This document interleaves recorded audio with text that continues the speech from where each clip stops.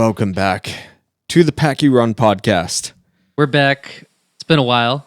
We've missed a lot, but we will keep you updated with all of our recent thoughts. We will hit the notes that we have to hit. My name is AJ. The Bruins are a fucking wagon. La Gambina. And I am Dan. AJ, you can clip what I said last episode about how I'm not supporting the Red Sox, but somehow I am supporting this team, Mayotte. And see, I'm giving AJ permission to clip what I said the last time, because the last time, well, let's hear what I said. I can probably find that and cut it in right about here. I don't claim this team. I will not watch them, not go to games. I will not wear anything Red Sox related. So anyways, I got an email from the Red Sox that was like, hey, for the month of April, $75 tickets for standing room only, and it's good for every home game. And I was like, I guess I'll sign up for this. I doubt I'll get it, but like, just by the off chance, this is a great deal. And they're like, yeah, no problem. And I signed up for it and paid the $75. And yeah. So what I'm hearing is that you have become a corporate shill and you have Fenway Park money now. So you're spending your hard-earned American God-fearing dollars on a Red Sox team that has hurt you deeply and you don't care anymore because you no longer have a soul with any conviction. Well, I made this joke to a couple people. I was like, the Red Sox are like that toxic ex. They oh God. They let you down, they screw around, they do all this shit that you're like, nope, not going back to them. Nope. I am removing myself. I am far better without this team and without this person. And then they just do that one thing and you're like, okay, you know what? I'll get back to you, but like, you're on thin ice. Not only is that so many of my romantic relationships, it is also, it's been a while. We got to keep the kids entertained. Yeah, that's right now. Yep. As we record this, oh boy. Yeah, it's that toxic ex where you're just like, yeah, I blocked you on a lot of things, and then I felt bad about blocking you on a lot of things, so I unblocked you, and now, you're saying all the right things. Like, I've changed. No. Nobody's said anything. I just think it's funny. I'm getting petty here.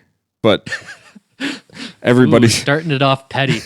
Everybody in my life has been warned to never let me get petty. Old bars that I used to hang out with don't watch my Instagram stories. And there's only one person that I can think of that would ever have the login for that bar to watch every single Instagram story that I post. So what's going on, bro? How you doing? Oh no. Oh man. So I've been going through like a lot of like old, it's weird that it's old, but like 2 or 3 years ago, like everybody being in quarantine and everything else, it's been really funny listening back to podcasts and watching old YouTube videos and stuff from like that point in time. And definitely is. It's been super funny how some people were super prescient on like the entirety of the COVID thing, from the science of it to the politics of it to everything else. But for me personally, it has been like I am black pilled. Like nobody knows what they're talking about ever. I am convinced that even in the year of our Lord 2023, nobody knows anything. It's just fun to talk. And I think some people don't realize that it's just fun to talk. Well, that's the thing, is that I think listeners of this particular podcast who are still listening, even though we're terrible at posting and coordinating and getting our lives together, like it's funny, but also a little bit depressing listening back to a lot of that shit and being like, oh, nobody knows anything ever. Like, it's just some people need to stop talking, but other people need to realize that sometimes when people talk, they're just talking. It's just off the cuff, and it's not anything that should be really taken seriously ever. And that's why it's funny that I start the podcast off being like, oh, I'm going to get petty. We're just talking. Right. This podcast is classified as comedy, so we're here for the memes. We're here for the ha-has. We're here for the whatever. And we are here strictly for the memes. Dan Mayotte, the meme king. Where's... Pink do you still have the pink glasses? Do you know what I'm referencing? I have a video somewhere of you wearing pink glasses, and you look into the camera and you go, when I wear these, all I see are probably memes. Not. Moving around a bunch of times, like you end up just losing shit, or maybe it was Jill's or like one of our other friends. I think we were in Jill's apartment. Yeah, I think it was in UNH. I think it was at UNH. Tell you for sure. Disappointing. I'll find it. Ooh, maybe. Maybe I'll post it on the Packy Round socials. Yeah, but I went back out spicy. of my word. Also, I can't say anything. I'm giving the Henry family money to go see Fall Out Boy. Well, and Fall Out Boy, but that's in August. Oh, when are they? Yeah, they're doing. Oh well, they're doing something. I'm going to huge. enjoy the Red Sox games that I will attend this month, and then probably none for the rest of the year. And they'll probably lose every single time that I come. But I mean, hey, I got plans for Patriots Day at least. Like I've never gone to a Red Sox game on Patriots Day, so that'll be fun. I have the day off, and I'll end up going. Oh, and cool. Have you become a turncoat on my beloved Boston Bruins yet?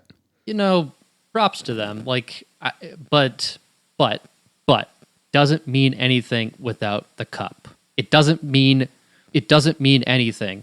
We have seen in recent memory, the 2016 Golden State Warriors. They had the best record in the NBA history, 73-9, best team ever. We had New England Patriots with the undefeated season, 18-1. That one stings. It doesn't mean anything without the ring. It doesn't mean anything without the jewelry.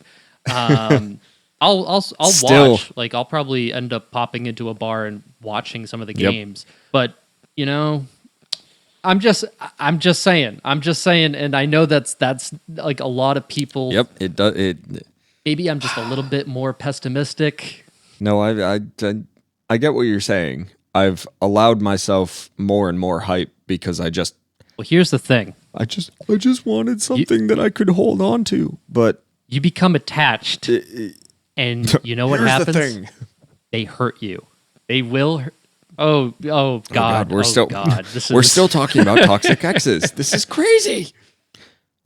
It's fitting given the fact that we're scheduled to go on a track by track this episode. So that works out perfectly. But still, you get attached. They hurt good for them. I will be watching Celtics playoff basketball, which I'm stoked for.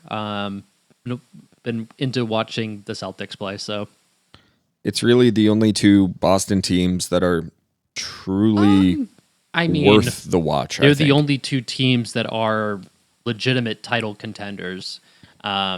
Patriots, we will get to the Patriots, believe me. They're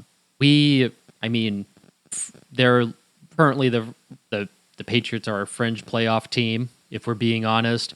Red Sox, we're being charitable if we say fringe playoff team right now. Red Sox, pain.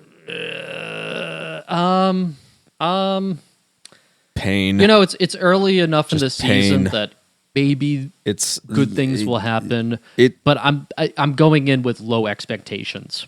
My expectations for the Red Sox this season are lower than they were for the Bruins going into this season, and that's saying something because going into this season, I think we talked about it a little bit on a previous podcast, like new head coach, bringing back a lot of old players, draft history, everything else. It was just like none of this works on paper. The Bruins. And now we have this team should blow record-breaking teams. They should have blew it up like 3 years ago.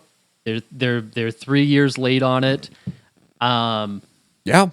And that wasn't a hot take at the time. It was sitting back and just looking at all the pieces, all the chess pieces on the board, all the statistics on paper, and being like, I mean, they're just clicking right now, and there's just no way. That's freaking awesome. I mean, I like when sometimes it's nice when your takes are wrong. I mean, I was wrong about the Bruins this season. And I was kind of wrong. I was wrong about wrong about the Patriots. I will say that. I said 11-6, 10-7 going into this season and last season, and we saw the results. It was not that great. I think we both had rose-colored glasses from Matt Patricia being on championship winning teams and turning around and being like, if he understands defenses that well, he has to have offensive Patriots capability. Will always be my number one team. No, I will always, not at all. Even if they go 2-15, I will still watch that team every single game. I will. But oh man, I forget what else I was going to say, but who cares? Let's get into some Pats talk because they've been yes. Before we get too deep into sports, which we've already touched on a little bit, what have we been up to? What are we? Where are we at? Let's get a little personal before we dive too deep into the meat and potatoes of the episode. My former roommate, they recently passed away, so that was very sad. Very young. Just a reminder to just hug your friends, text them, and say that you love them. That was very rough to go through. Other than that, it's just work and a lot of work. That's pretty much it. Yeah, I mean, it's been mostly the same here. Last time we talked, we recapped a little bit about our time in Lake George. And since then, it's been pretty much all work all the time. And I did get to have some time with our friend Jordan. Went to go see the Wonder Years, which was funny as hell. You got to see the same tour a couple of weeks later, right? Justine went, but I didn't. Just because there's nothing worse than that late night drive from Connecticut all the way back to Boston. That 2.5-hour drive. She was like, "You sure you don't want to go?" And I'm like, "Yeah." I'm so positive. You bailed out? Like, absolutely. I bailed out. I hate that drive from Connecticut. I don't blame you. 95 is horrendous. That's a rough one, especially late at night. Like, no way. I want nothing to do with it. You would be heading from New Haven to the city. Would you take 95, or would you try and scoot up whatever it is, 93 over to the Mass Pike? So the New Haven to Boston, it would be, I guess you could skip 95 altogether. It would be 91 to 84, 84 to 90, and then 90 all the way to Boston. So you go up and over, where most of my drives were always just... Right. I mean, not straight, because 95 is... Anybody who's ever driven on that road knows that it's not straight at all. But it would be a straight... straight shot for me back home. And then back up to Tewksbury, it's 495. Add 495 at the end of that. Just kidding. Those three numbers just gave me PTSD. I hate 495. I don't. Oh, actually, yeah, it's kind of bad. It's all bad, dude. It's all the highways are bad here. Like we were going up to Everett the other day for like my friend Bobby was invited us to go like do some trivia, and if the way that you get to Everett, well, I didn't choose this way. I chose a different way, but because I was looking at the directions, and Everett is just off of 93 Yeah. Route 1, like that Boston kind of area. Post Road in Connecticut. Right. So you would, the way that it was instructing was you take Sturo Drive, which I like Sturo Drive. Sturo Drive is fine. Like, don't mind that. As long as there's no U-Hauls. But then it's to take 90, right. But taking 90, then it's to take 93. And this merge is anxiety inducing for me, at least. Maybe not for other people, but you are merging to the right. You are merging from the fast lane over right. No bueno for me. I'm not a fan of that. I hate that. I avoid it. But to add insult to injury, then it's like you have to get all the way over in like a half mile to exit to Route 1. I would No. I would still argue that the design of a lot of Tennessee highways and intersections is worse than a lot of that. But you add in the fact that you're dealing with Connecticut and Rhode Island drivers. And I was listening to a podcast earlier where somebody who has been way more around this country than any single human being could hope to be around, he was talking about the fact that Connecticut drivers are the worst. Like, you add some of that weirdness to the worst drivers in the country, just, it's a recipe for misery. Anytime you're coming onto a highway and you have to go left to right, somebody find the city planner that designed those on-ramps or those off-ramps and just put them out to pasture. I hate it. I hate though. Road design just escapes me. Some of the decisions are just like, why would you ever think that this was a good idea? Yeah, like merging right to left. Sure, no problem. Like, I'm used to that. That's a cakewalk. Even in the most congested like on-ramps and things like that, it's like, all right, I wish you people knew how to like zipper merge or whatever, but it's okay. We'll deal with this. If you're going left to right, everyone loses their minds, including myself. I am somebody that I will say I have a little bit of driving anxiety, like a ton of it. I hate moving into the middle lane. If I could stay in the slow lane the whole time on the highway, I'm there. That's my spot. The older I get, the more I understand that. But like driving around in Boston, I live for that shit. I'm a fucking asshole. Like I live to drive in Boston. Oh, especially when you know your way. I just hate if you know where the one-way streets are and stuff. You can you can like fly. Oh, and like I drive one hand on the wheel and one hand on the on the horn. Just getting ready. Like, get the fuck out of the way. Like, you fucking dumbass. Who taught you? Can I take your license personally? Can I make a citizen's arrest? So we're borrowing a car for the week, and I drove to the gym earlier today, and I'm in the parking lot of the gym, and, I'm letting people, like, cross, like, like a normal person, and, like, especially, like, I always, if I see somebody, like, pushing carriages, I always let them go, because I've been there, done that, like, that job fucking sucks, dude. This lady behind me was like honking, and I'm like, I just put my hand out, and I'm just like, what do you want me to do? Like I didn't give them the finger. I just like put my hand out, like, dude, what do you want me to do?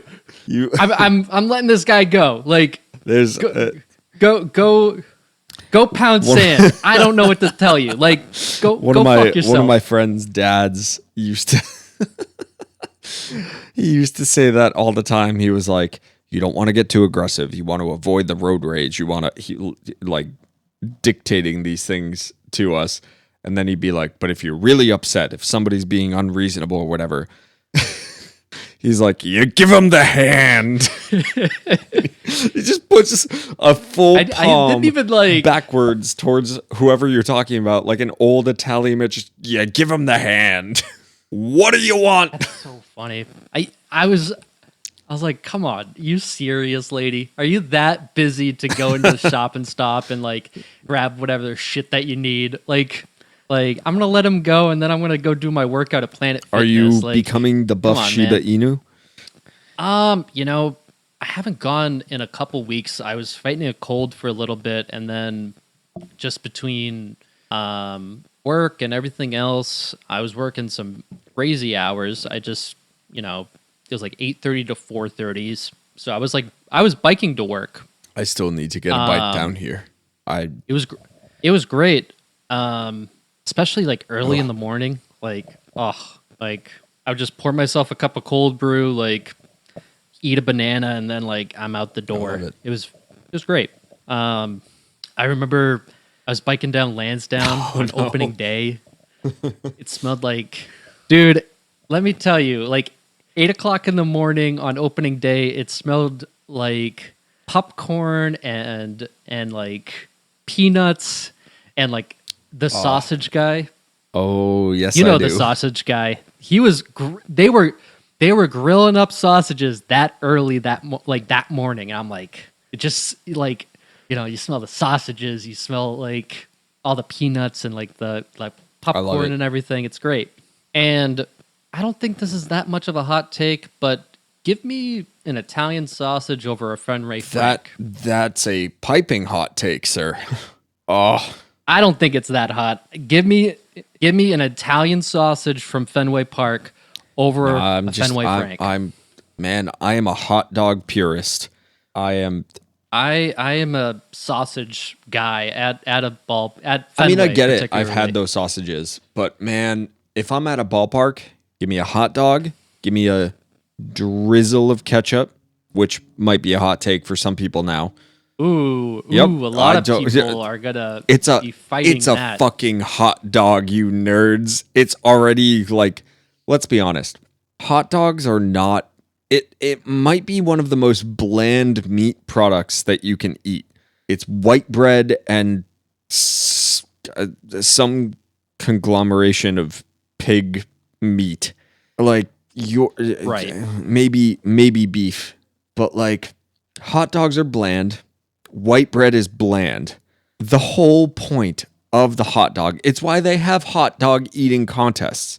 You don't get Italian sausage eating contests because there's flavors that you're supposed to sit back and savor. So I understand, to an extent, I understand your point.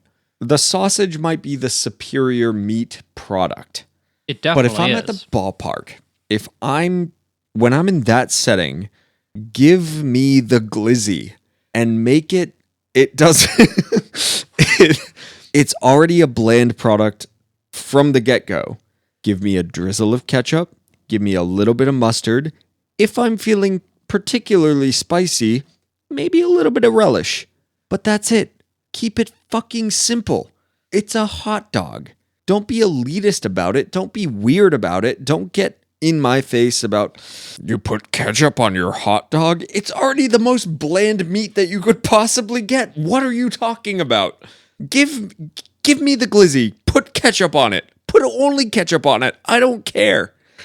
It's like the same people who complain about that are the same people that they're like detest pineapple. Oh, I mean, which I mean, like, listen, half of my blood is Italian. Weirdly, this is also how I think about a lot of political things. I get your hatred for it. I get it. I don't think I've had it maybe once. Fuck off with your fruits on my pizza. Give me cheese, give me pepperoni, give me I want my pizza to just be pizza. But on the other hand, do whatever you want. Put whatever you want on your pizza. Don't screw with mine. But do whatever you want. We claim to live in a free society. You can put apples on your pizza. I don't care. I'm gonna. God. I'm gonna. Do you think that we could like reach the upper echelons of podcasting if we did a pizza review on an episode and I actually put like red delicious apples, like if I slice them real nice, like real nice and thin? Do you think no we could cause a controversy? Would that get me canceled? Would they try and take away my job if I did that? I feel like the Italian. Dad, like my father's side of the family would disown me. But do you think we could pull that off? Yeah, you're picking up what I'm putting down right now. We might. This might be a new bit. This might make the Packy Run our full-time job. I gotta find some more idiot ways that I can make a living off of just talking to you for a couple of hours, Dan. Gotta milk that cow. Gotta get them checks, bro. All right. Let's talk the New England Patriots. What is going on? Okay. I mean, I will say this. I like their moves. Let me pull up all their moves real quick. Yeah, I'm not mad. I'm still not seeing the bigger picture, which I know we said last time we talked just before the draft. I'm not seeing it. Well, the draft exactly, but like last yet. year before the draft, I think I was in a very similar position where I was like, I'm not seeing a bigger picture here. I'm trying to a lot of it has been re-signings. We had, sorry, my computer is being weird again. It's like doing all these glitches. Keep it going while I take a piss. Yeah. I mean, we're not getting a championship team. It's not happening. That is not unless okay. Now that I'm prepared and AJ is back. So we had the retirement of Devin McCourty. We had Jake Bailey released. We tendered Miles Bryant. We signed Calvin Anderson to a 2-year deal, so some depth to the offensive line. We signed Riley Reif. We signed Ndade Kajus. I think I'm pronouncing that right. He just signed his restrictive tender. We re-signed Jalen Mills. Well, we released him, then we did that. We signed Daniel Akula, and we re-signed Jarrell Peppers, and that's it for re-signings. We then, Riley Reif wasn't with the team beforehand, and same thing with Calvin Anderson. We have Mike Gesicki being signed to a 1-year deal. We have Juju Smith-Schuster signing to a 3-year deal, and James Robinson. And so far, those are all the moves for this season, or this offseason. And Jacoby Myers off to the Patriots West. Was not re-signed. Thank you, Mom and Dad, for the Myers jersey, which I'm sure will still find use, but that one hurts. I mean, I think this is what we've all learned at this point. You get retired players' jerseys. You should get a Vince Wilfork jersey, or like Mike Vrabel, since you're down in Tennessee. Get a Brewski jersey. I would love a Brewski jersey. I think I just, in my heart of hearts, I want the NFL to be a little bit more like the NHL, where you can really suss out the guys that are homers, that are lifers for their team. Like 2 years ago, if I was looking for a Bruins jersey, I could have gotten David Pastrnak and been like, it would have been like a massive upheaval in my sports life if I was sitting there like, oh yeah, this is a player that used to play for us. But Sweeney knew what he needed to do there, which might be the first time that I've ever talked about Don Sweeney on this podcast in a truly positive light, but that's different sport. Yeah, I'm not mad about the Jacoby Myers jersey. I did that. It sucks that he's gone. It's right. I guess you could kind of see the writing on the wall. Fine. Well, I mean, they just didn't see him, they didn't have the same value for him as what other teams were expecting. I mean, the fact that him and Juju signed pretty much for the same deal. Little bit different. The Patriots. So I've read some reporting. I mean, it is that, different. You know, again, we're almost in the true preseason right now. On paper, the Patriots got the better deal for the quote unquote veteran that has a little bit more of an upside, maybe, but those numbers are dangerously close. And if Myers has like an actual breakout season as like a true Wes Welker, Edelman slot receiver with a little bit of upside kind of guy, right? The Patriots front office is going to be kicking themselves real hard. I think a lot of people don't like Juju with his antics, you know, being so popular on social media, being all over TikTok. Although I will, like devil's advocate moment. 2 years ago, I would have been up in arms about this signing. I don't remember hearing or seeing a lot about Juju this past year. So I think Juju is a better player than Jacoby Myers. And that is a tough pill to swallow. As I mean, obviously, I'm a homer, and I'm going to support homegrown guys. Yeah, more than likely, but Juju is a better player. He's a better playmaker, and I'm excited to see what he looks like in the offense. I mean, that's still where so many of the question marks lie with this team. Bill O'Brien's back.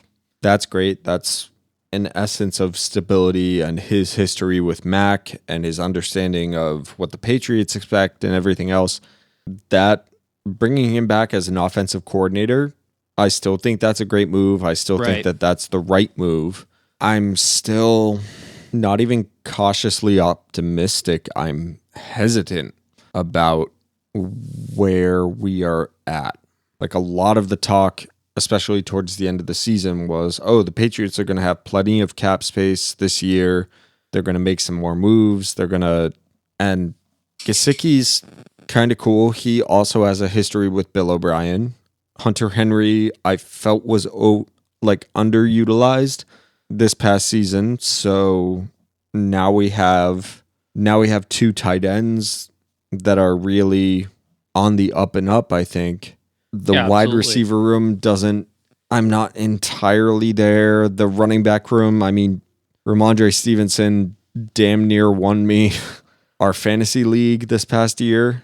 But yeah, I mean, is he a number one back? I'd make the argument that he's a number one back. Like I said, it was him and Myers that almost won me.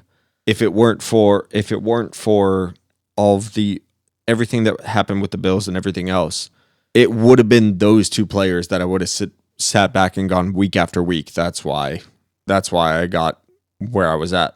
So Stevenson's he's a great number one. Do we have depth there?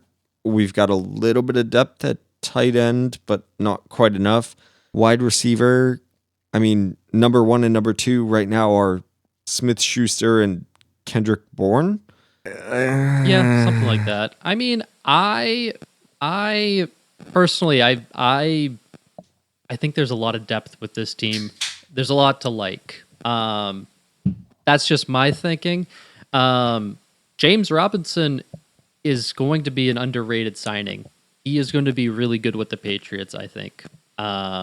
Oh yeah, we have Devontae Parker as well. So maybe he's the number two. Parker had small flashes.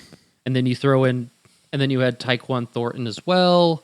I mean, what this team really needs is more depth on the offensive line, honestly. Yeah, Mac needs time.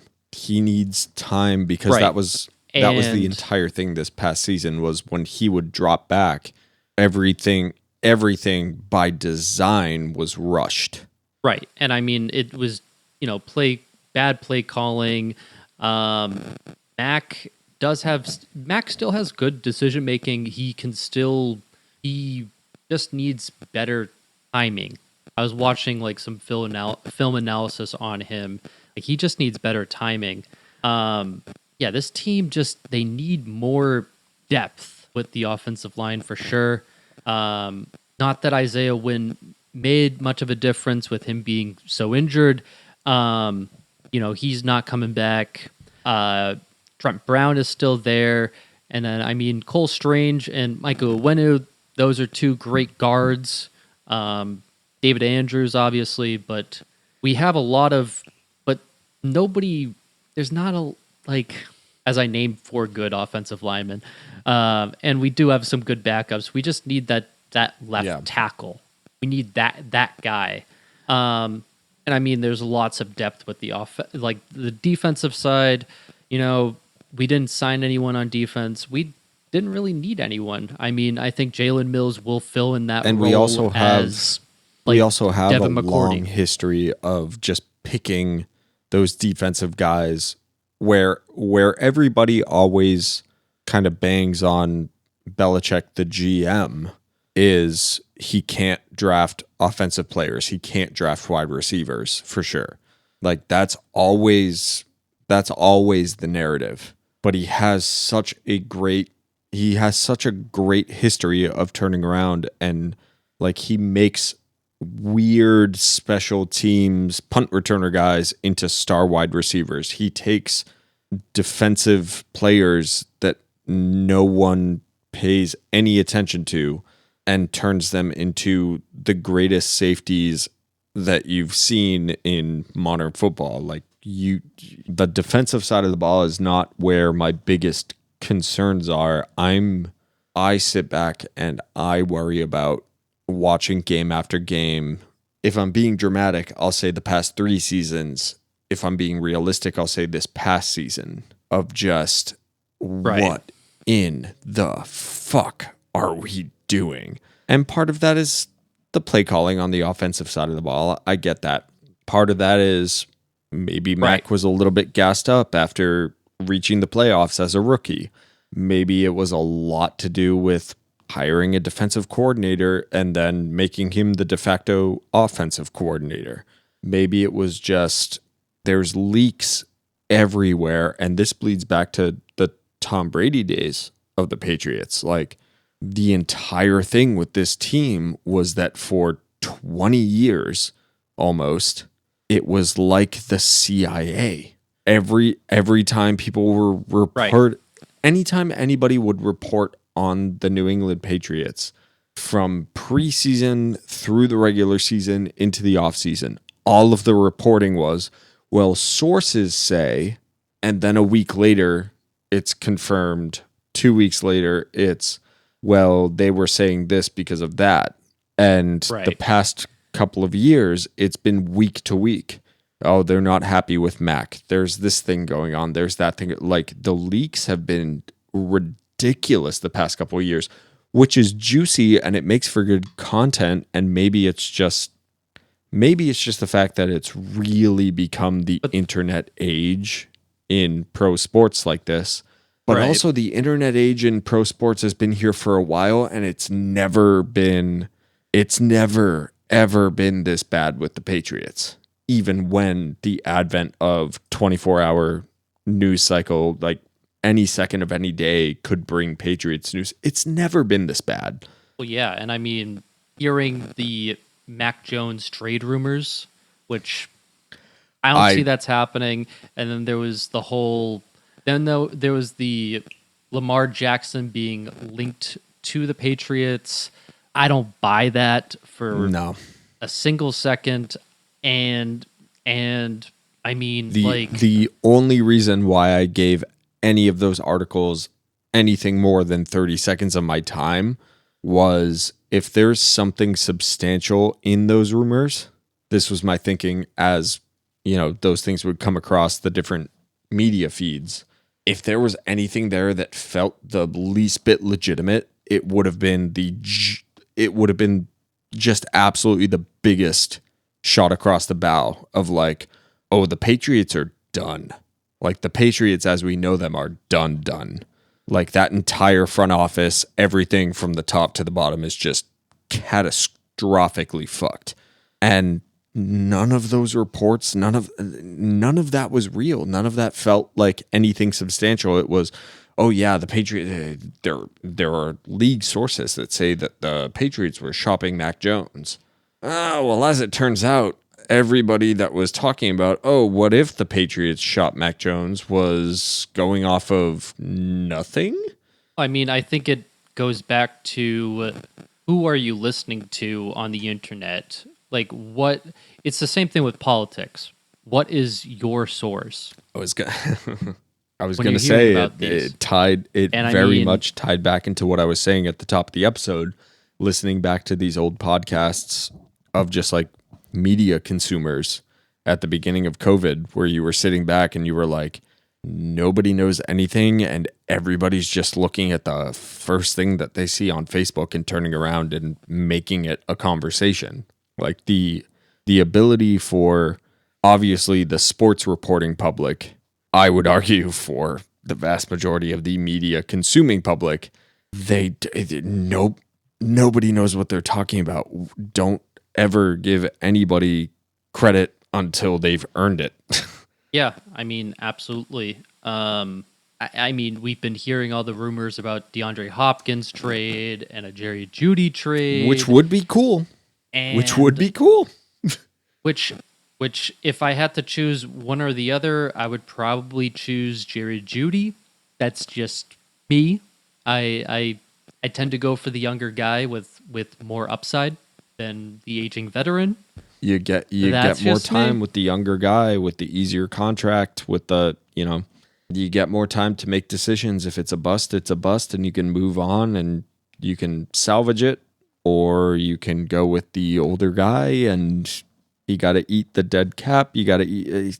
It's right. It's a common sense thing, and it's one of the most disheartening things about being a Patriot fan right now is all of that shit from the Mac rumors to the trade rumors to even the pre-draft analysis stuff that's going on right now. Holy shit. Yeah, nobody's thinking.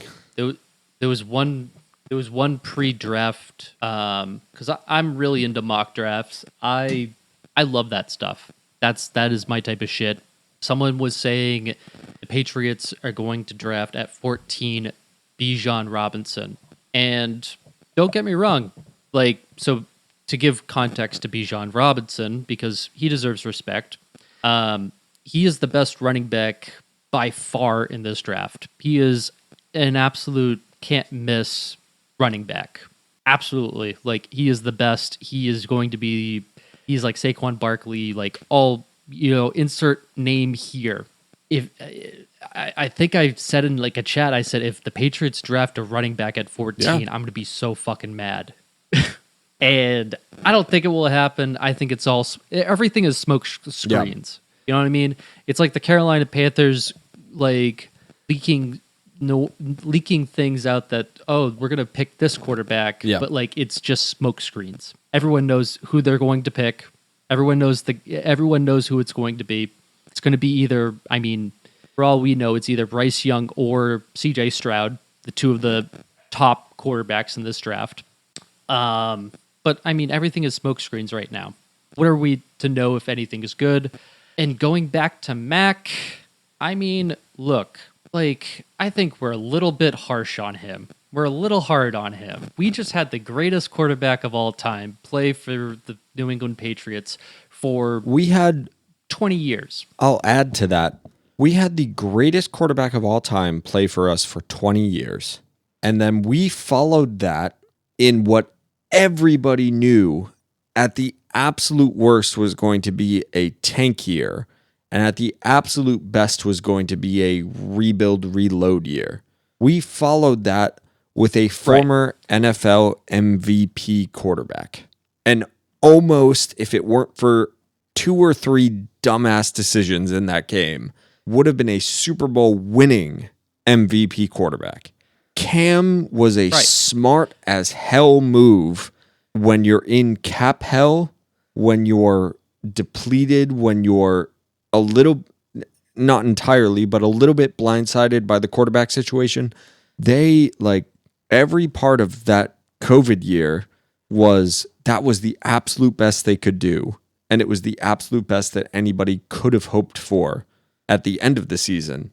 Like, yep. So you got Brady was a full 20 seasons, right? Well, I'm going to mention one more thing too. Like, with that, you know, we have been selfish. 100%. We have been, you know, we have been selfish. Like, look, like, not us personally, but we as fans. Like, you know how many teams would die to have even one Super Bowl ring? Even like appear in one Super Bowl.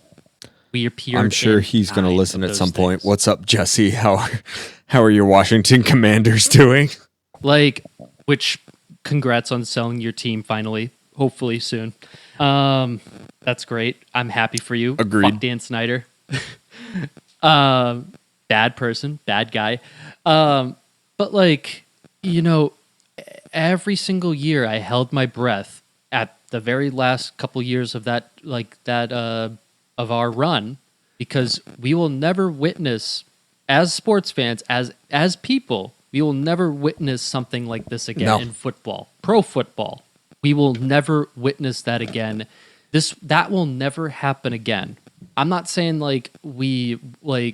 obviously I want the Patriots to win all the time, but we are never going to experience that type of success again. Yep. You're going to have some bad years.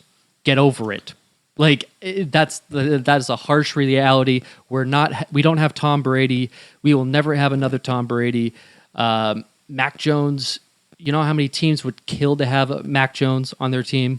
Yeah. Have him as their quarterback, a young star. Not a star, but like, you know, a young quarterback like him. I would argue star. He gets so much media coverage. It might be might be the afterglow of the Tom Brady, Bill Belichick, Robert Kraft, everything. But like, name another quarterback who is 2 years, 3 years into his career in the show, or not the show. That's NHL terms. Yeah. But he's 2 years into professional football, right. And every time he makes a move, every time there's a rumor, every time there's anything about him, it is every sports outlet picks up. Right. And every, like, you have WEEI and all these other, like, Massachusetts sports outlets that they just, it's everything that Mac does. Criticism. Yeah. Criticism. Like, you know what I mean? Let's look at recent examples of quarterbacks that struggled their first 2 years and broke out in their third year, because I'm going to remain positive on Mac Jones. That's what I want to do. Josh Allen was not good his first 2 seasons. Yep. Look at Josh Allen now. You could debate he is top 3, and that's being very conservative. He is top 3 quarterbacks as far as talking points and coverage in the NFL. And to be fair, he was way more raw out of college than Mac was. 100%. Like, Josh Allen had to be coached up. Tua broke out this season. This is his 3rd season. He was great. I mean, besides when he was not getting when he was not getting killed. Almost literally. Tua broke out this season. He was fantastic. Now, is Mac going to be in that same type of position? I mean, Josh Allen got Stephon Diggs his 3rd season. Last season, Tyreek Hill went to the Dolphins. You know, is Juju on that kind of tier? No, I think he's a tier below that. And I think with the right coaching, I think Mac can be successful this season. We just have to give him a chance. And you know what? If he's not the right guy this season, there are two generational quarterbacks next draft, supposedly, allegedly. I mean, as of right now, I mean, a lot of things can change between now and next April. But if Mac's not the guy, yeah, trade up, trade the whole house, go get that guy. That's just reasonable. Give him another in like people wanting Lamar Jackson. Give me a break. Like, that's not the way to turn the ship around. You know how well, you know how many free agents we have next season? Mike Owenu needs a new deal. Josh Uche needs a new deal. We have who broke out this season. You have who's the safety? Is our safety? Fuck, I forget his name. Yeah, I mean, there's you know how much money is coming off the books next season? A shit ton. Projected cap for the Patriots as of next year at this point, without re-signing anyone, is like 135 mil. You've got all the space to move. It's not all doom and gloom the way that the Boston sports media projects it. I get, again, we kind of overlap with our conversations about politics. You were doom and gloom about it earlier. It's not all doom and gloom.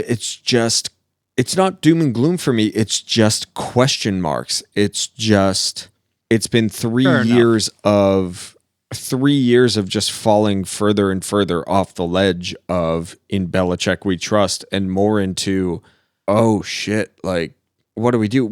We have space. There's in my heart of hearts, I still trust that we can figure those things out.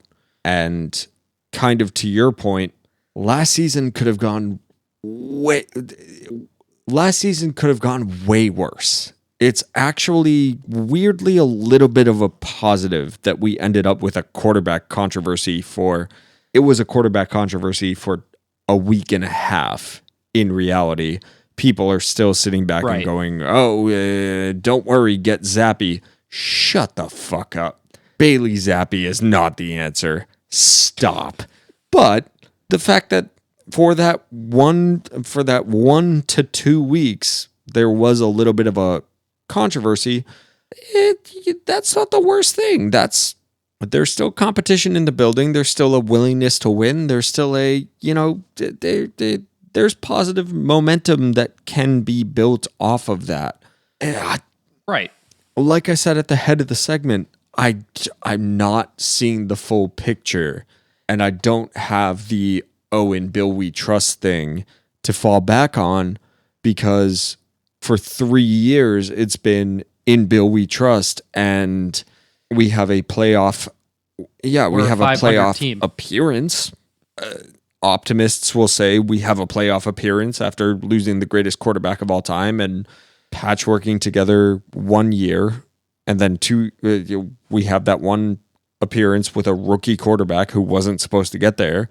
And then we fell off a cliff because we made some bad coaching decisions. That's the optimist view. The pessimist's view is, we should have been contenders the entire time because we had Bill. Reality is in the middle. There's definitely some bad coaching decisions. Obviously, right. There's definitely some doom and gloom that should be getting into Patriot fans' hearts. But on the other side, right. I mean, there's no justifying Matt Patricia and Joe Judge coaching offense. Like, there's no way to justify that in hindsight way. There isn't. At the time, we talked about it on the podcast. That's again, on paper, you sit back and go, okay, somebody who you do have to push aside the Lions campaign a little bit, but like on paper, you take what some people consider to be a great defensive mind in the NFL and a special teams guy, and you put the two of them together to run the offense. I can see 1 + 1 equaling 2 there. They've got these great defensive and special teams minds. They know what it's like to go against an offense, so they can implement an offense that confuses defenses. Right. That makes sense. Not how it worked at all. Right. I mean, my optimism lied with, after the 2004 season, so the Patriots, their offensive coordinator, Charlie Weiss, and Romeo Cornell, defensive coordinator. Romeo Cornell went to, I think he went to Cleveland or something like that, Cleveland Browns. Charlie Weiss went to Notre Dame, like college. That season, well, I mean, we did make the playoffs, and we weren't the same team, obviously. We still made the playoffs. We didn't have an offensive coordinator that year. Like, going off of just past decisions and history, like, I was like, yeah, it makes sense. Like, sure. Like, I mean, we've been successful without an offensive coordinator in the past. That was 20 years ago. Yeah. Okay. I'm on the right track. All right, perfect. Telling your followers, what's up, Lane? And Dan, just go live with Dan.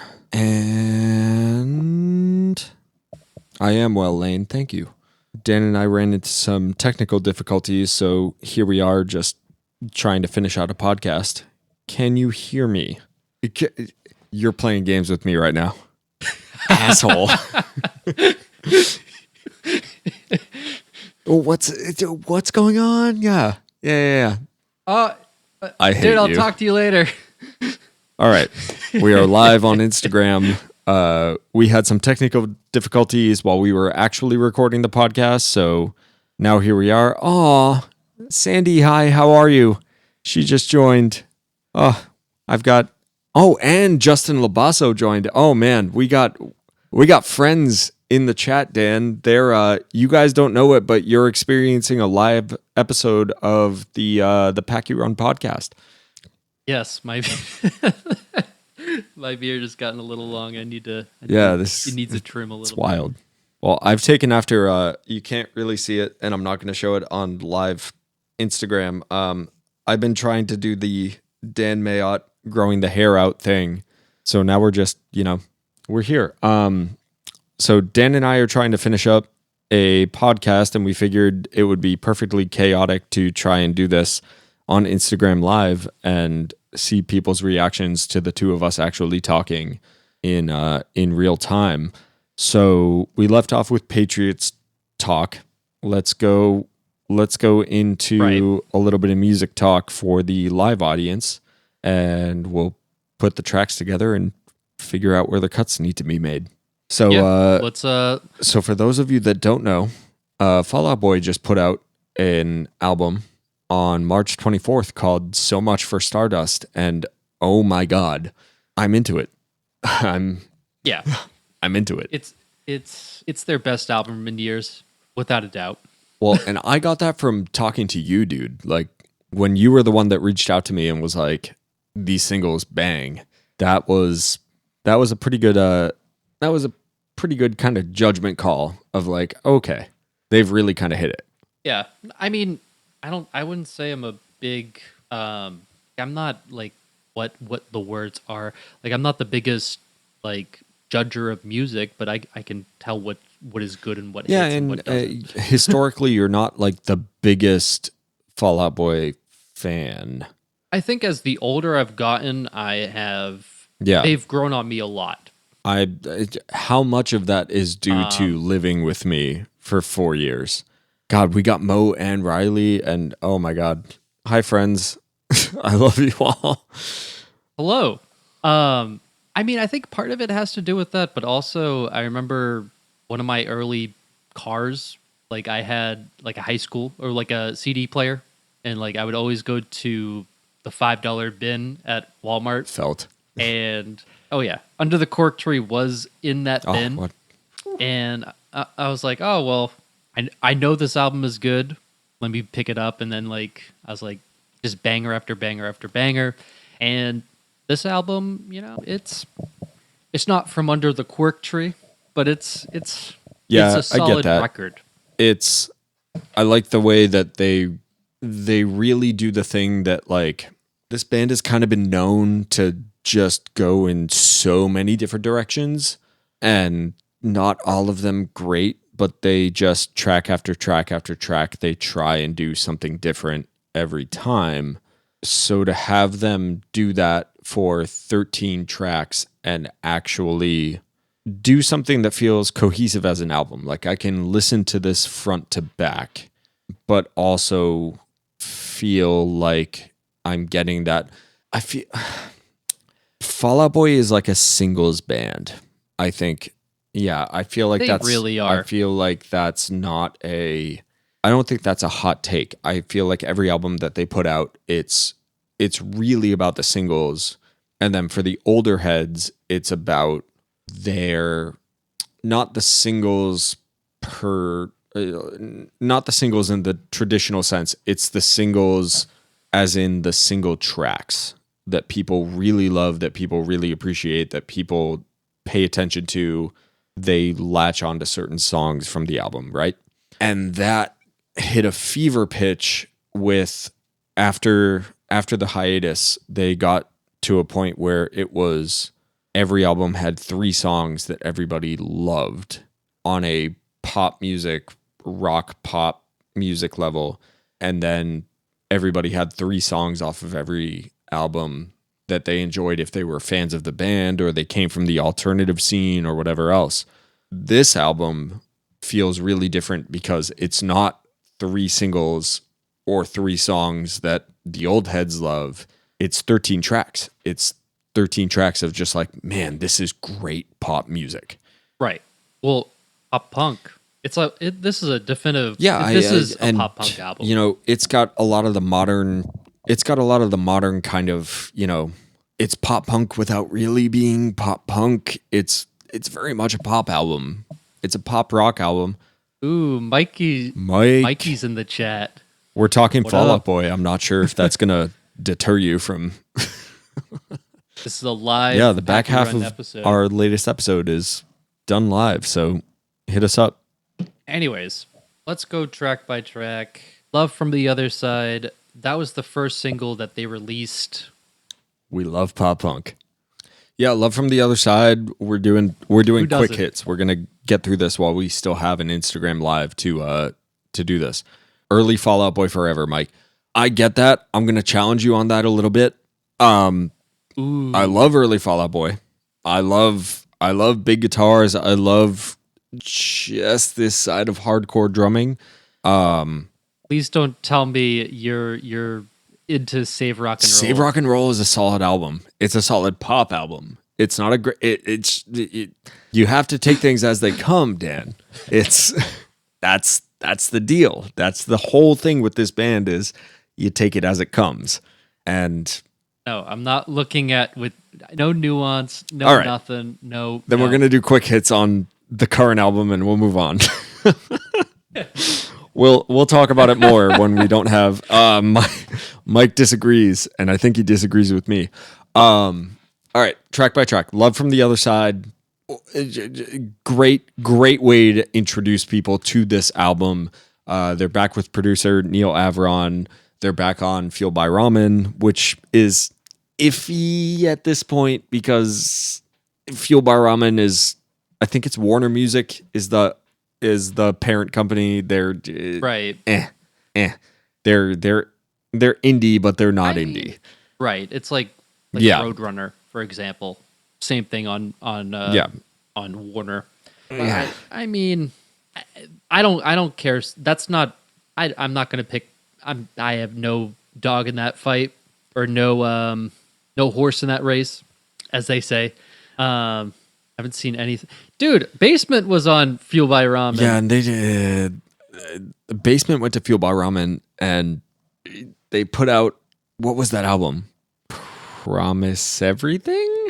I mean, it wasn't Promise. I mean, was it Promise Everything? No, that came out on. That was the original one. Run It's for the Cover. it's the blue It was- the blue album art, right? The kind of like watercolor looking. No, it's like red with like someone like a girl laying on it or whatever. I remember the album. It wasn't. I mean, it wasn't their best, but it was not bad. It was alright. But yeah, so the point being that Anyways. you know, this band came back. They're back on Fueled by Ramen. They're doing guitar-based music, arguably again. Love from the Other Side, track 1. Great first single. Great way to get people to be like, hey, by the way, Fall Out Boy is like kind of good again. absolutely. Um, gives me like a, like Yeah. my brain is fried. I'm so tired. Gives me that thanks for the memory vibes. It's it's thing that Fall Out Boy is really good with is like a lot of their songs just feel epic. You know what I mean? Like I can't think of a better word than that, but they just feel like epic and like with the whole orchestra behind it with these big like rock drums and guitars. It just feels All right. epic. So I like where you're going with that. Fuck doing a full track by track, right? Let's talk about the album. Let's talk about a couple of our favorite songs. Mike is in the chat right now here on Instagram, and he's saying that the two of you were jamming out and that you guys loved it. I know that you loved it because you texted me about it before I had even had a chance to listen to the entire thing, which is crazy. Love from the Other Side, great, great, great first single. Not not one of my top 3 favorite tracks on the album, but like that's the entire point of talking about these things. We don't have to go track by track. It's cool to see a band that has had this journey, right? We have a band that has gone from a bunch of degenerate Chicago hardcore kids into one of the biggest bands in pop, and they've had hits, they've had misses, they've had really, really, really big hits and really, really, really big misses. And this seems like a little bit of a homecoming kind of deal for them right now. So it started with Love from the Other Side. They put out Heartbreak Feels So Good after that, which was a little bit more, that felt a little bit more late stage Fall Out Boy. Yeah, it felt like that to me. I don't mind it. It is a good track, but it's not definitely their best work since Folie à Deux. Yes. Also, shout out Justine. Justine, you're here. Shout out. Heartbreak Feels So Good. Yeah, you have like those synths that. Yeah, that low bassy little, kind of like intro thing, just ba ba ba da da da, like a little cheesy. More than a little cheesy, but like as a second single, that's also. Did the entire band Northern Runaways join, or is that just Jesse? See, this is what I was saying. It was going to be a little bit of chaos, but we wanted, it was chaotic recording in the first place, so we're going all in for the back half of the episode. Yeah, and I feel largely the same way about Hold Me Like a Grudge. Like that song in particular, when Patrick gets too fast with his vocals, that's not my favorite thing. I love when he's just showing off the fact that he can just sing. I mean, he is the best singer in pop punk or punk of all time. He is probably top 5 vocalists that I've ever heard. Yeah, he is extremely talented. And honestly, I like the fact that like Fall Out Boy isn't constantly grinding and putting out new albums, because I mean, we have seen with lots of singers, not going to name any names, Adam Lazard, gotta go. They just don't have it anymore. I think it's been so much of this entire album cycle, but every time Fall Out Boy puts an album out, it's kind of the way it goes. Like people just talk about the dynamic between Patrick Stump, incredible, soulful, crazy singer, and Pete Wentz that just writes these one-liners that Patrick somehow turns into full songs. Hold Me Like a Grudge has that like kind of thing. Like again, not my favorite song on the album, but I just love the what is it? Just the one line, like part-time soulmate, full-time problem. The idea of that being written down on a notepad and then being turned into a chorus in a song is one of my favorite parts of songwriting. And Pete has some duds, dude. Like there's some lyrics that are just like, oh God, the cringe has just hit me fully. I like that one. That's a great one-liner. Yeah, that's a good one. No, there's a couple different themes on this album. Like, of obviously they can't. It's definitely more mature. They're not talking about like high school problems anymore. It's more of like, this life like, Yeah. isn't life just absurd and kind of like dark and like, isn't it just like there's a lot of really like depressing or really draining stuff, and they're like, yeah, isn't that just funny that we're all just And that's here? I think that's one of the underrated parts of this particular record is that's what you just described has always been Fall Out Boy's thing. It's always been like, oh, isn't like being in love with a girl, or to some people that are in the know about some things, maybe a boy looking at the summer of like. It's always just been like, oh, isn't this absurd? Like, that's been so many of Pete Wentz's lyrics. That's been like the theme of so many albums. I was talking to my friend Rohan a couple of days ago. Right. This is the best case scenario for quarantine albums. So I remember saying when everybody was locked down, everybody was going through the same shit and everything else. I remember talking to a couple of different people. I didn't know Rohan at this time, but I remember talking to people and being like, man, when we start getting full albums about I'm locked in my house and I'm going through this thing with my relationship and I'm just now living with my person full time, or I'm just now breaking up with my person and now I don't know what to do because I can't meet. It was like, this shit is going to be so cringy. Like, this is just going to be painful. And we've gotten, within the span less than 2 months, we got 2 albums that are very much quarantine albums from very big bands. We got the new Paramore album and we got this album. And you know me, Dan, I'm a Paramore stan. And lyrically, I like a lot of what's going on with the music. I'm okay, sometimes really high on the production on that Paramore album. Right. It's in my bottom 2 for Paramore's discography. Lyrically, it is so on the nose about COVID. It's just really cringe. Like, it's really just, it doesn't do it for me. This album, however, is touching on a lot of quarantine themes, and it's smart, it's artistic, it's, there's lines here and there in every song where you're like, oh yeah. Like, we were all locked down and we were all just kind of isolated, but also right. There's lines that are clearly COVID lines that apply to other things. It's artistic in that way, where Paramore just didn't manage to pull off that same thing this time. I mean, I didn't listen to that new Paramore album, but even in 2021, there were some cringy fucking songs. And don't get me wrong, Pete Wentz is just as guilty.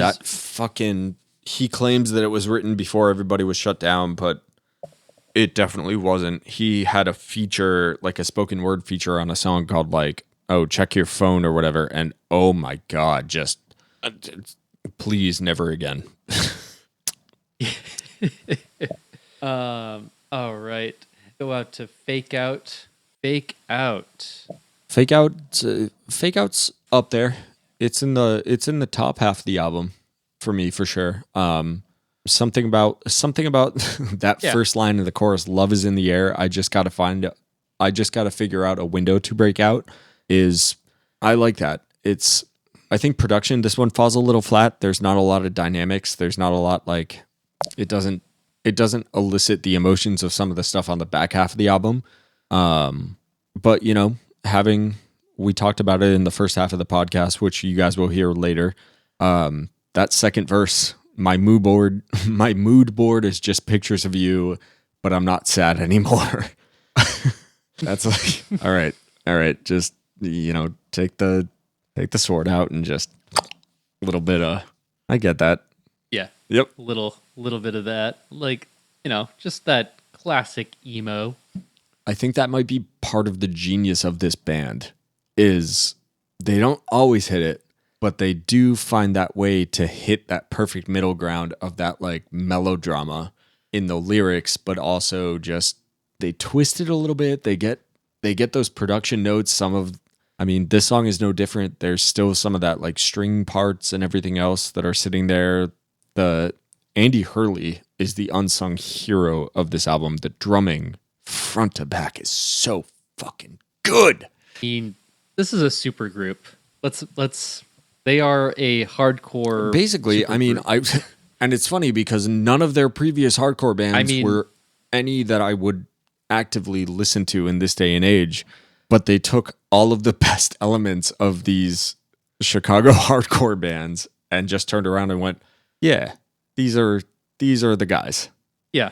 Which, they've done it. They've done the damn thing for 20 years. Mike, who's in the chat, is killing it with the commentary in the background, and I'm sure you guys will. I'm sure you guys, Mike, you'll feel this when you listen to the full episode after the fact. But this is cool.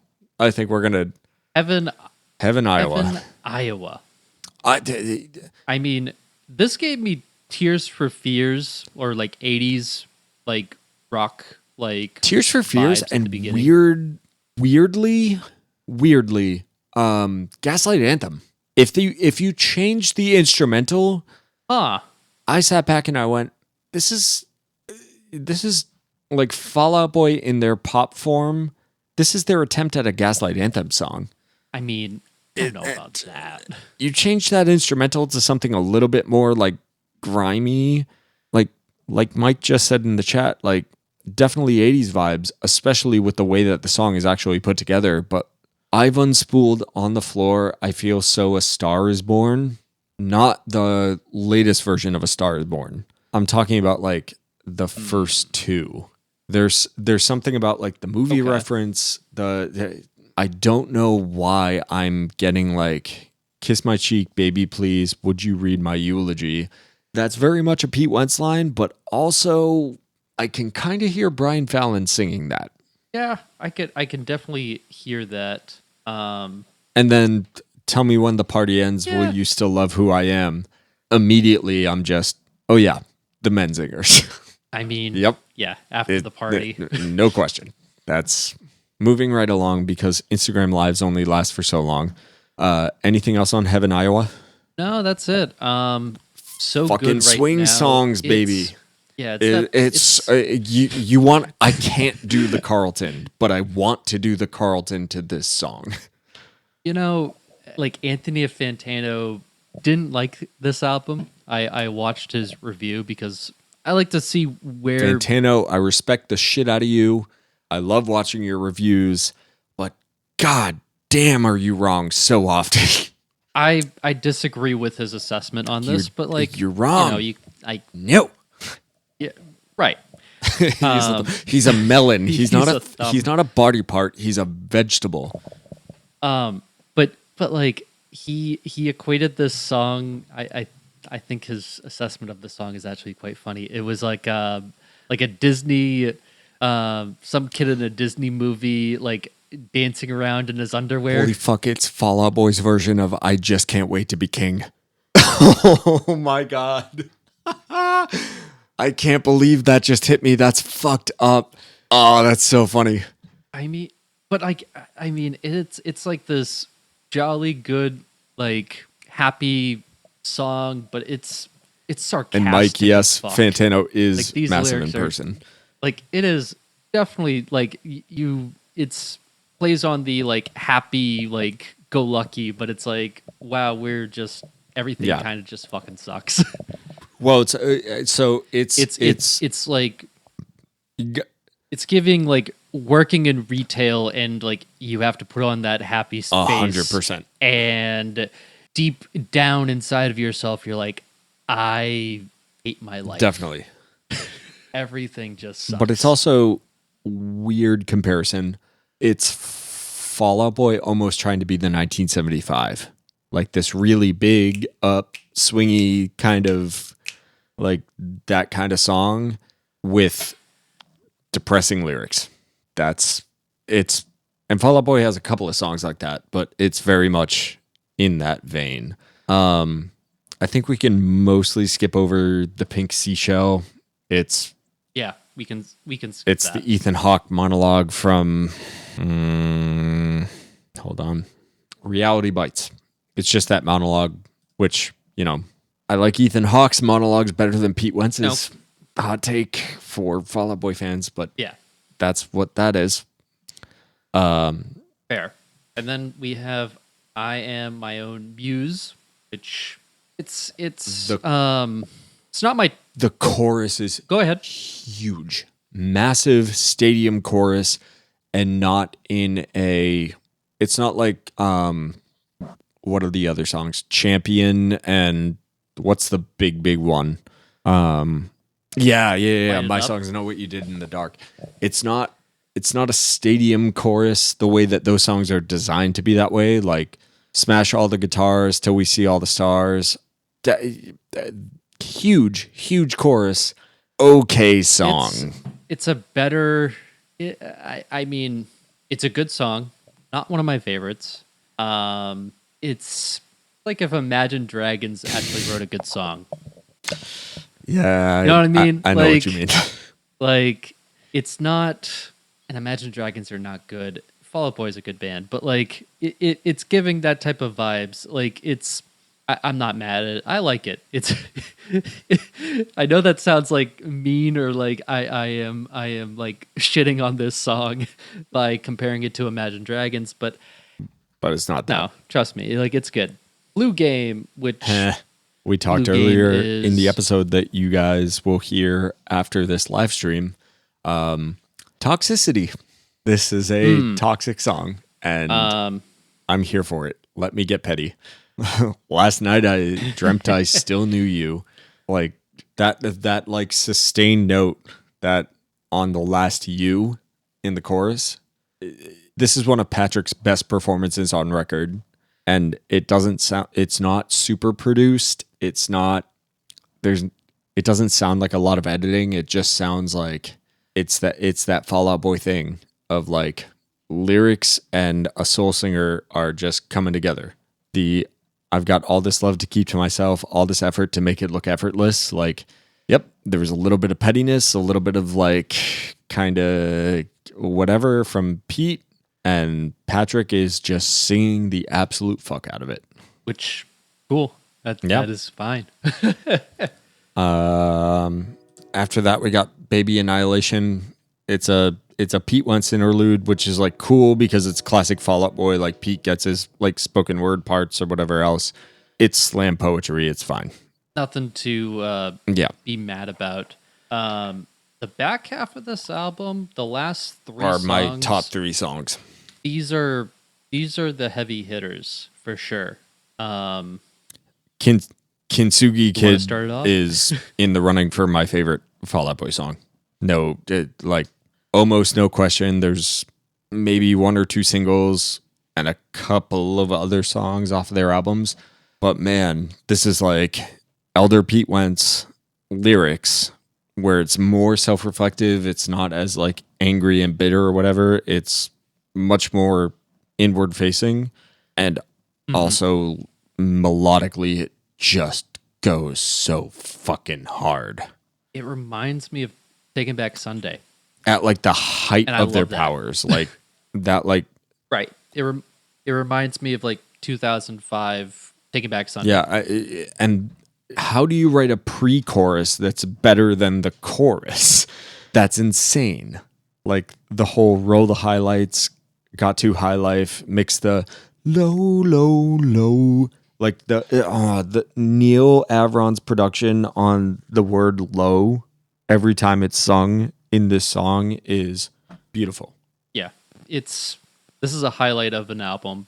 I wouldn't have been mad if they put this song out first. And it does, I mean, like at the beginning of the song, it kind of gives that still like 80s vibes with that synthesizer to start it off with. Yeah, dude. And again, talking about my pettiness and my the past couple of months of my life. Just I don't even, as my roommate leaves the door. Oh my God. I'm pretty sure as far as humans go, I'm a hard pill to swallow, and I know I'm not your intended dose. Pete. Where was this Pete? Where were these verses 6 years ago? I mean, okay, we talked about it being like a COVID album and stuff, but where? We knew you had it in you. Yeah, you decided to pull it out now, I guess. I mean, they said in interviews they were planning to go back to some of their older roots, and it shows. It shows with this album. Next song is my favorite track from this album. I didn't know I needed Fall Out Boy to write an Earth, Wind, and Fire song. I didn't know, but now I know. And where has this been my entire life? I mean, this hasn't, every single time I've gone through and listened to this album but again, or like over again, at the end of What a Time to Be Alive, I start it from the beginning. And I don't do that very often with albums, but this is one of those songs. And insane. It's a definitive COVID song. That ties into what I was saying earlier. 100%. This is a COVID song. It's a quarantine song, and I was dreading the day that those songs were going to start happening. It was like, we get it. We've all been through it. There's no mystery. There's no anything. It's just, I'm locked in my house. I'm blah, blah, blah, blah, blah, blah, blah. Do you remember the past? Do you remember this? Do you remember the old relationships? Because, I couldn't handle living with my girlfriend full time with nobody else, blah, blah, blah, blah, blah, blah, blah. And then along comes this fucking song. It's like, oh, you hit it. You hit the perfect middle ground. It's a fucking fantastic song. It's super well put together. It's 100% a Patrick song. Oh, absolutely. Pete's got a couple of those one-liners. I'm not mad at it. I mean, it's. I mentioned earlier, it's dark, but it's also Mike is right on the money in the chat. This is the final form of soul punk, Patrick's solo album. Yes. But like starting it off with, sometimes you wonder if we're ever looking back at a picture of 2019 and saying that's the way the world it used to be before our dreams started bursting at the seams. I know he rhymes petty with petty here, but also I don't care. I love the line. I don't care if it's pretty. The view's so pretty from the deck of a sinking ship. Heard, felt 100%. Oh yeah. Absolutely. Oh God, the horns, the strings, the everything. This is like, I love the Kintsugi Kid. That's probably number one. But man, this is a close number two. Yeah, and I love the bridge. Like when I said "Leave me alone," this isn't quite I met. I got the quarantine blues, bad blues. What's left? It seems the vultures are getting too full to fly. That's late stage Pete Wentz, but I'm not mad. I mean, I maybe it's not so much the lyrics, but it's the delivery. Oh, anytime Patrick pushes his voice and he gets that little bit of distortion, it's part of the reason why I will still sit back and defend late stage Fall Out Boy, because he does that a lot, and it's like, oh, when he gets that little distortion as he's like pushing to get up there, and then he falls back into like a beautiful, like just, it's like liquid falsetto. Yeah. Man. This band just remains good. It just, judge all you want. This band is just good. Yep. They keep giving and giving. And last is the title track. So much for Stardust. For Stardust. It's the platonic ideal between the like Pete Wentz slam poetry and everything else that has come before on the album. A couple of callbacks to things that were earlier in the album, which I really love. Neil Aviron sits back and does the low, low, low production again later in it, and then hits the Where is it? Where's the what would you trade the pain for? I'm not sure. Off of, is that Love from the Other Side? Yeah. Yeah, It's I think so. so we've talked when we've done these like track by tracks before, we've talked a lot about the first song on an album really kind of setting the mood and being like a determining factor on what the rest of everything looks like. Another reason why I really love this album, they do it in reverse. Like they give you a whole thing beforehand and then they hit you with this one. Right. Ah, Jordan's Hi, in the Jordan. chat too. We're just talking Fall Out Boy. We're about to wrap up. We had technical difficulties, so we decided to do the rest of it live. Fucking We'll do thing it live. sucks. Sucks.